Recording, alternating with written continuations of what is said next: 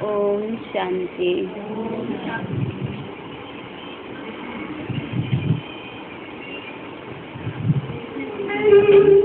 हाँ? दे दो, दे दो। ओम शांति। आज प्यारे बाबा की 26 तारीख के महावाक्य है।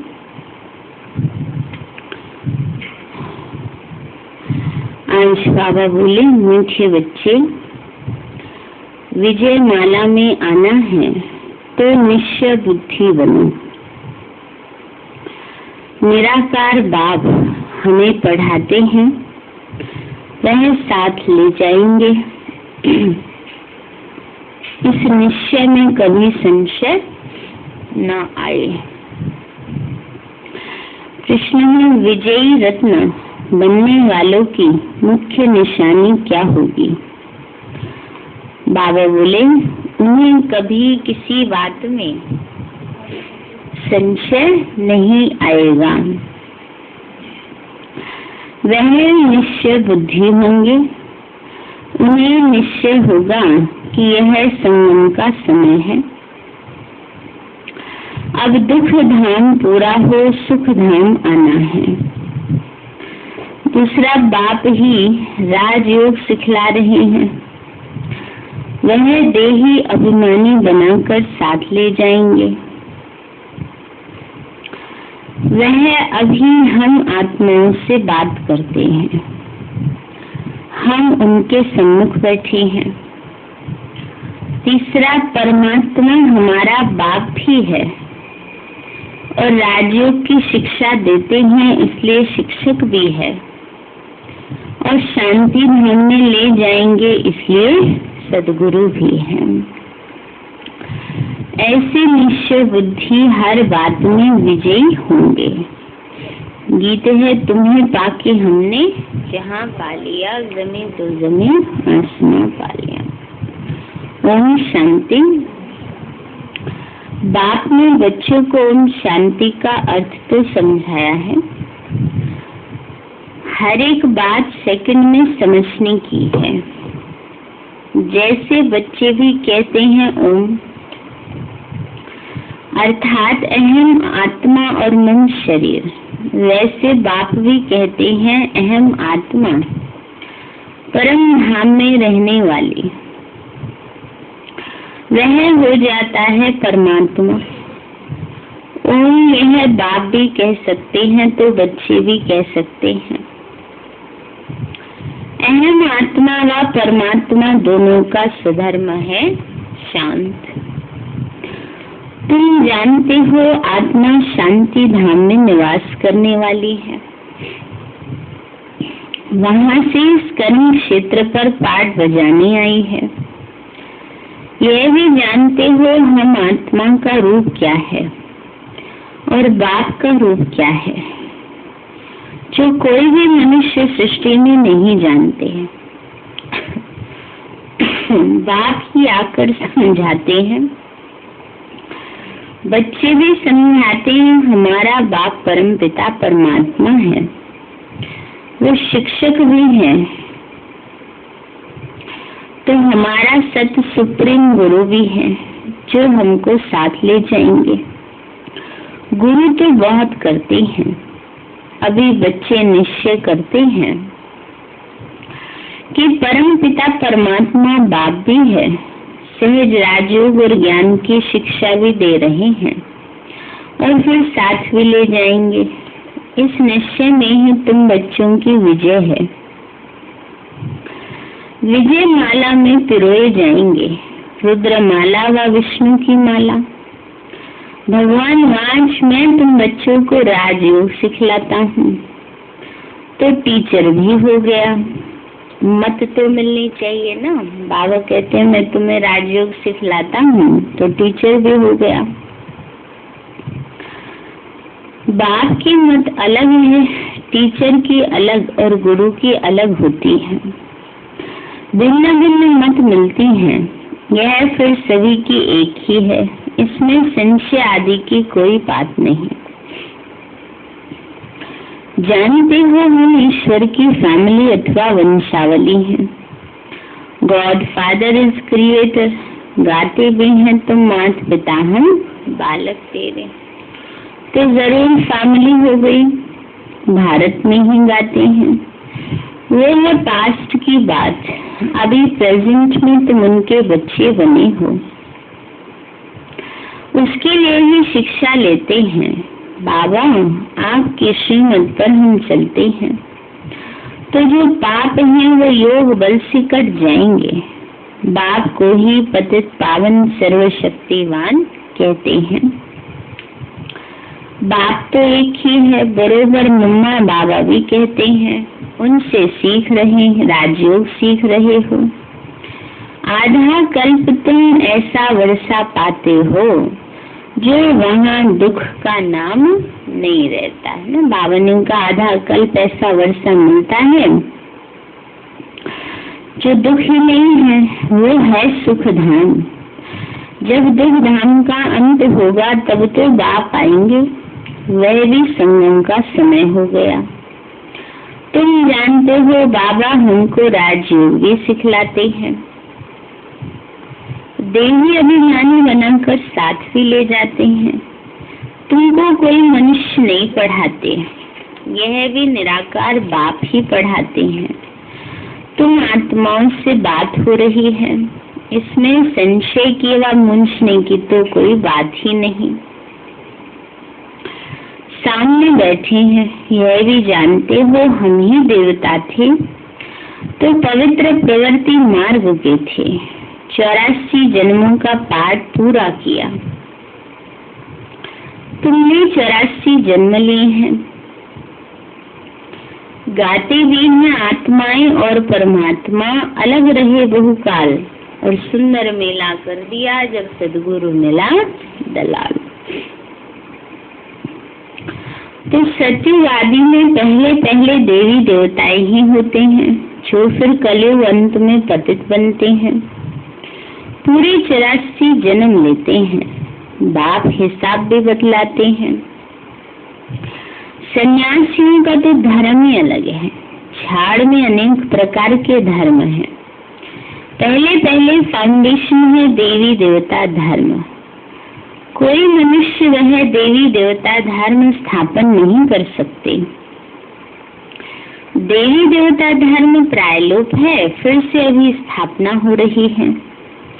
फिर सचुग में तुम अपने प्रारब्ध भोगेंगे। बड़ी जबरदस्त कमाई है। क्या हो रही है? अभी सबकी कमाई हो रही है, जबरदस्त कमाई है, कम नहीं है। एक का पदम गुणा मिलता है। तो तुम बच्चे अभी बाप से सच्ची कमाई करते हो, जिससे तुम सचखंड में सदा सुखी बनते हो। तो अटेंशन देना पड़े। बाप ऐसे नहीं कहते घर बार छोड़ो, वह तो सन्यासियों को वैराग्य आता है। बाबा कहते हैं वो रंग है, इससे कोई सृष्टि का कल्याण नहीं होगा। फिर भी भारत में सन्यासियों का धर्म अच्छा है। भारत को थमाने के लिए सन्यास धर्म स्थापन होता है, क्योंकि देवताएं वहाँ मार्ग में चले जाते हैं। मकान आधा समय पूरा होता है तो थोड़ी मरम्मत कराई जाती है ना। कोई मकान बनाया है, कई साल हो गए, तो सोचते हैं थोड़ी मरम्मत करा दें। ऐसे ही बाबा कहते दुनिया है आधी पुरानी हो जाती है तो मरम्मत की जरूरत होती है। 1-2 वर्ष में पुताई आदि होती है, मैंने व्हाइट वॉश कराया जाता है। कोई तो समझते हैं लक्ष्मी का आह्वान करेंगे, परंतु वह तो तब आएगी जब शुद्ध होंगे। भक्ति मार्ग में महालक्ष्मी की पूजा करते हैं उनसे पैसा लेने के लिए। जगदम्बा के पास कभी पैसा नहीं मांगेंगे, पैसे के लिए लक्ष्मी के पास जाते हैं। तो दीपमाला पर व्यापारी लोग भी रुपए पूजा में रखते हैं, समझते हैं वृद्धि होगी, मनोकामना पूरी होती है। जगदम्बा का सिर्फ मेला लगता है, मेला है ही जगत पिता जगदम्बा से मिलने का। ये है सच्चा मेला जिससे फायदा होता है। उन मेलों पर बहुत भटकते हैं। कहाँ नाव डूब पड़ती है, कहाँ बस एक्सीडेंट हो पड़ती है। बहुत धक्के खाने पड़ते हैं। दुनियावी मेलों पे बाबा कह रहे हैं कितने धक्के होते हैं, कहीं एक्सीडेंट हो जाता है, कहीं कुछ हो जाता है। भक्ति के मेले का बहुत शौक रहता है, क्योंकि सुना है कि आत्मा और परमात्मा का मेला लगता है। ये मेला मशहूर है जो फिर भक्ति मार्ग में मनाते हैं। कंपटीशन है राम और रावण की, तो बाप अच्छी रीति समझाते हैं मूर्छित नहीं होना है। कैसे मूर्छित हो जाते? माया के प्रभाव में आ जाते हैं। तो बाबा कहते मूर्छित नहीं होना, माया की मूर्छा आ जाती है ना। राम और रावण दोनों सर्वशक्तिवान हैं। तुम हो युद्ध के मैदान में, कई तो घड़ी घड़ी माया से हारते हैं। बाबा कहते हैं तुम जो उस्ताद को याद करते रहेंगे तो कभी हारेंगे नहीं। बाप की याद से ही विजय पाते जाएंगे। ज्ञान तो सेकंड का है, बाप तो विस्तार से समझाते हैं। ये सृष्टि चक्र कैसे फिरता है। नटशेल में तुम बच्चे बीज और झाड़ को जानते हो, इसका नाम ही है कल्प वृक्ष। इनकी आयु लाखों वर्ष तो हो नहीं सकती। ये है वैरायटी धर्मों का झाड़। एक जन्म की शक्ल न मिले दूसरे से, बिल्कुल ही भिन्न है। इस्लामी आदि कितने काले हैं, वहाँ धन भी बहुत है। धन के पिछाड़े तो सब है।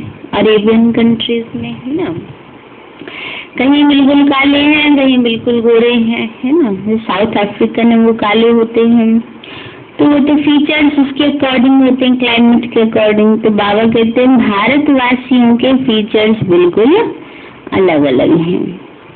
भिन्न भिन्न वैरायटी धर्मों का झाड़ है। तुम समझ गए हो कि वह कैसे वृद्धि होती है। इसकी भेंट बनन ट्री से की जाती है।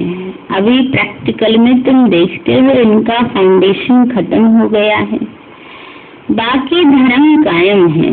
देवी देवता धर्म कोई नहीं है। कलकत्ते में तुम देखेंगे सारा झाड़ हरा भरा खड़ा है, लेकिन फाउंडेशन है नहीं। इसका भी फाउंडेशन है नहीं जो स्थापन हो रहा है। बच्चे समझते हैं नाटक पूरा होता है, अब वापस चलना है बाबा के पास। तुम मेरे पास आ जाएंगे यह भी जानते हैं। सिवाय भारत के और कोई खंड स्वर्ग बन नहीं सकता। गाते भी हैं प्राचीन भारत, परंतु गीता में कृष्ण का नाम डाल दिया है। बाबा कहते हैं श्री कृष्ण को तो पतित पावन कोई कहेंगे नहीं, निराकार को मानेंगे। कृष्ण तो सत्युग का प्रिंस है। उस नाम रूप देश में फिर कृष्ण स्वर्ग में ही आएगा। वही फीचर्स फिर थोड़े ही हो सकते हैं। एक एक के फीचर्स अलग अलग हैं। कर्म भी सबके अलग अलग हैं। ऐसे नहीं कि पिछले जन्म में जो शक्ल मिली वही अगले जन्म में मिलेगी, नहीं। बाबा कहते हैं हर जन्म में कर्म अलग है तो फीचर्स भी अलग अलग होते हैं। यह अनादि ड्रामन बना हुआ है। हर एक आत्मा को पाठ मिला हुआ है। आत्मा अविनाशी है, बाकी ये शरीर विनाशी है। मैं आत्मा एक शरीर छोड़ दूसरा लेता हूँ, परंतु यह आत्मा का ज्ञान भी कोई को नहीं है। बाप आकर नई बातें सुनाते हैं। मेरे सिक्के लदे बच्चे भी कहते हैं बाबा 5000 वर्ष हुए आपसे मिले। योग बल से तुम सारे विश्व के मालिक बनते हो। पहली हिंसा है एक दो पर काम कटारी चलाना, यह भी समझाया गया है। बाहुबल की लड़ाई से कभी कोई विश्व का मालिक बन नहीं सकते, जबकि योगबल से बनने वाले हैं। परंतु शास्त्रों में फिर देवताओं और दैत्यों की युद्ध दिखाई है, वो बात ही नहीं है। यहाँ तो तुम योग बल से जीत पाते हो बाप के द्वारा। बाप है विश्व का रचयिता, सो जरूर नई विश्व ही रचते हैं। बाबा ने कहा बाबा विश्व रचयिता है, तो थोड़ी कोई पुरानी दुनिया बनाएंगे, नहीं बनाएंगे। और नई दुनिया बनाएंगे तो बच्चों का अधिकार अपने आप हो जाता है। बाबा कहते लक्ष्मी नारायण नई दुनिया स्वर्ग के मालिक थे, हम ही स्वर्ग के मालिक थे। 84 जन्म ले पतित वर्थ नौटे, पैनी बन पड़े, माना कौड़ी जैसे बन पड़े। अब तुमको ही पावन बनना है। भगत तो बहुत है, परंतु जास्ती भक्ति किसने की? जो आकर ब्राह्मण बनते हैं, उन्होंने ही शुरू से लेकर भक्ति की है, वही आकर ब्राह्मण बने हैं। प्रजापिता सूक्ष्म वतन में तो नहीं है, ब्रह्मा तो यहाँ चाहिए जिनमें प्रवेश करते हैं। तुम जानते हो जो बाबा मम्मा यहाँ है वो वहाँ है। यह बातें बड़ी अच्छी समझने की हैं। डायरेक्शन तो बाबा देते रहते हैं, ऐसे ऐसे तुम सर्विस करो। बच्चे नई नई इन्वेंशन निकालते हैं, कोई चीज की कोई इन्वेंशन करते तो कहेंगे कल अब पहले भी इन्वेंशन निकली थी, फिर उसको इम्प्रूवमेंट किया जाता है। स्वर्ग और नर्क का गोला जो बनाया है ये बहुत अच्छा है। कृष्ण तो सभी को बहुत प्यारा लगता है, परंतु उनको ये पता नहीं कि यही नारायण बनता है। अब ये युक्ति से समझाना है। तुम्हारा ये गोला तो बहुत बड़ा होना चाहिए। कौन सा गोला? सृष्टि चक्र का चित्र बाबा कहते बहुत बड़ा बनाना चाहिए ताकि लोग देखें, एकदम छत जितना बड़ा हो। अभी जाएंगे ना तालकटोरा स्टेडियम, वहाँ से बड़े बड़े चित्र लगेंगे। शनिवार को सभी को याद है ना?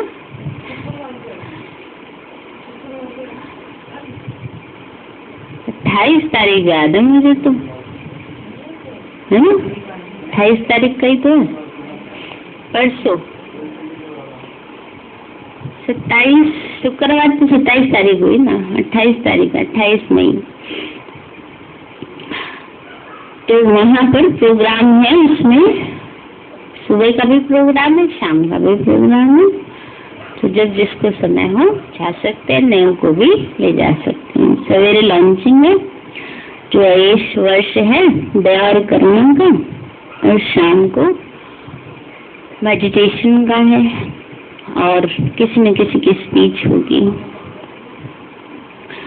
तो बाबा कहते हैं बच्चे ऐसे बड़े बड़े चित्र होने चाहिए, एकदम छत जितना बड़ा हो जिसमें नारायण का चित्र हो, कृष्ण का भी हो। बड़ी चीज मनुष्य अच्छी रीति देख सकते हैं, जैसे पांडवों के कितने बड़े चित्र बनाए हैं। पांडव तो तुम हो ना, यहाँ बड़े तो कोई है नहीं। जैसे मनुष्य होते हैं 6 फुट वाले, ऐसे ही हैं। ऐसे मत समझो सचमुच में बड़ी आयु होती है इसलिए लंबे शरीर होंगे, तो शोभेंगे भी नहीं ना। यहाँ अगर देखो 10 फुट का इंसान हो तो उतनी अच्छा नहीं लगेगा ना लोगों। तो इसलिए बाबा कहते हैं इंसान तो उतने ही होते हैं, लेकिन उनकी स्थिति श्रेष्ठ होती है। तो समझाने के लिए बड़े बड़े चित्र चाहिए। सत्युग का चित्र भी फर्स्ट क्लास बनाना है, इसमें लक्ष्मी नारायण का चित्र, राधे कृष्ण का चित्र भी देना है। ये है प्रिंस प्रिंसेस, ये चक्र फिरता रहता है। ब्रह्मा सरस्वती फिर लक्ष्मी नारायण बनते हैं।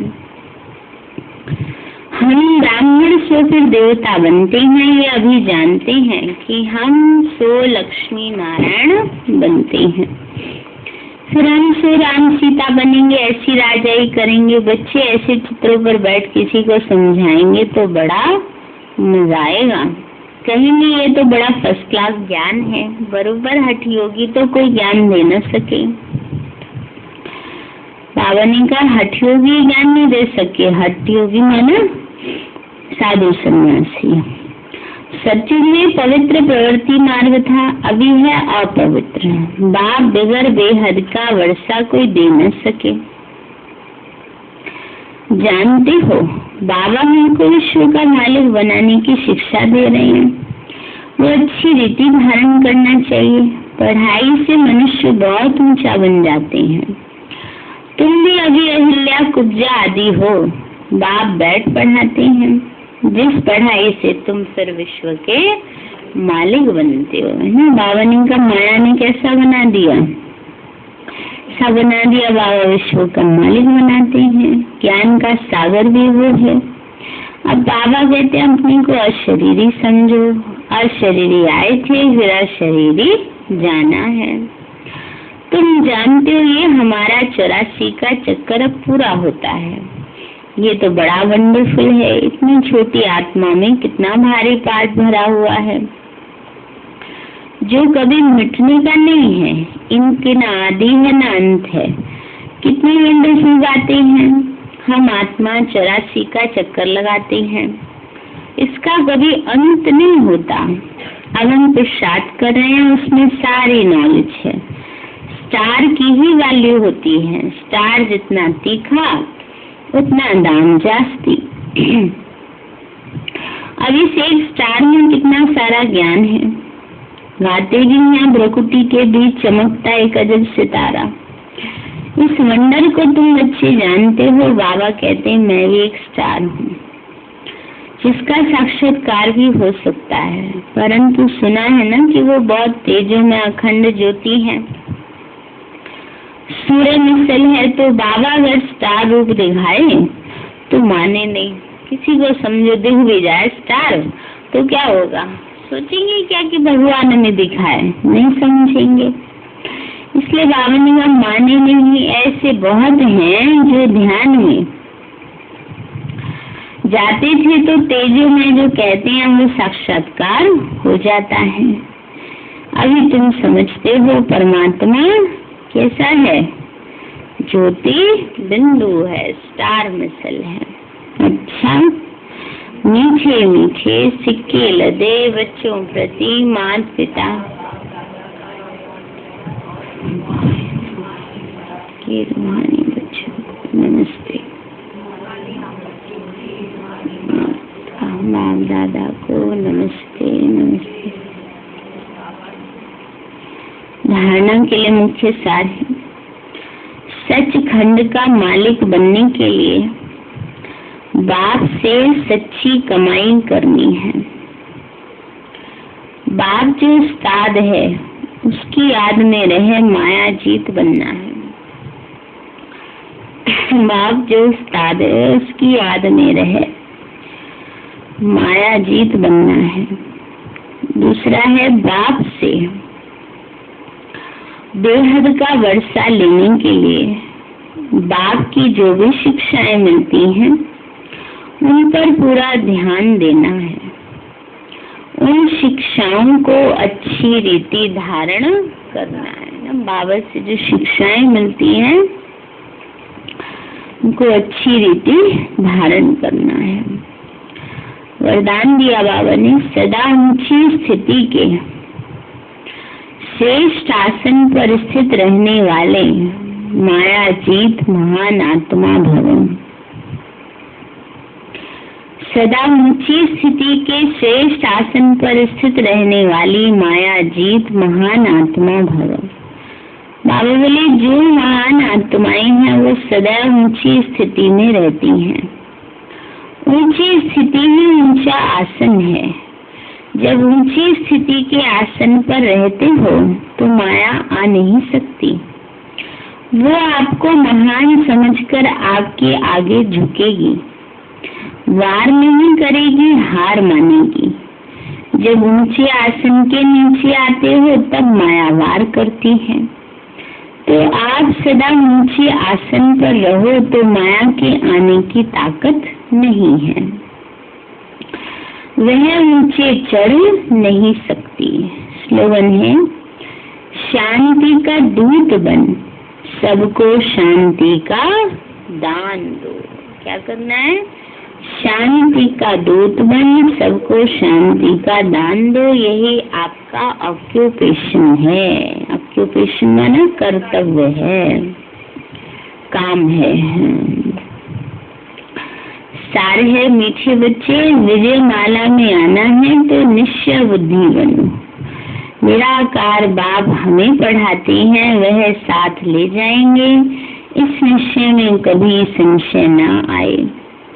प्रश्न है, विजयी रत्न बनने वालों की मुख्य निशानी क्या होगी?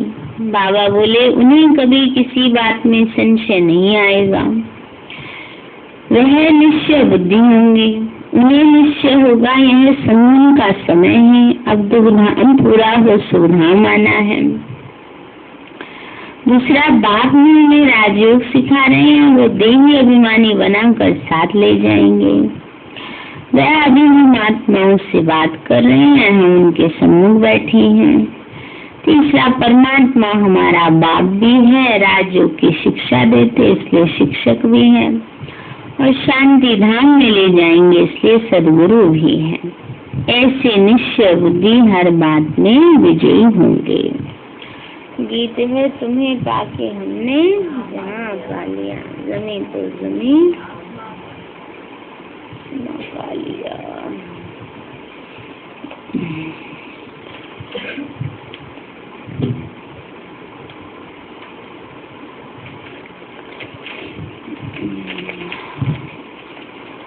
आज का पॉइंट है, प्रकृति अपना कैसा भी रंग रूप दिखाए, लेकिन जो बाप समान अवस्थ रूपधारी फरिश्ता स्थिति में रहते, वे प्रकृति की हलचल को देखते हुए सदा अपनी अचल स्थिति में रहते हैं। उन्हें कभी यह संकल्प भी नहीं आ सकता कि क्या होगा, कैसे होगा। प्रकृति पति अपने समान की सीट पर सेट रहते हैं, अपसेट नहीं होते। ओम शांति। अभी बाबा को भोग लगाएंगे।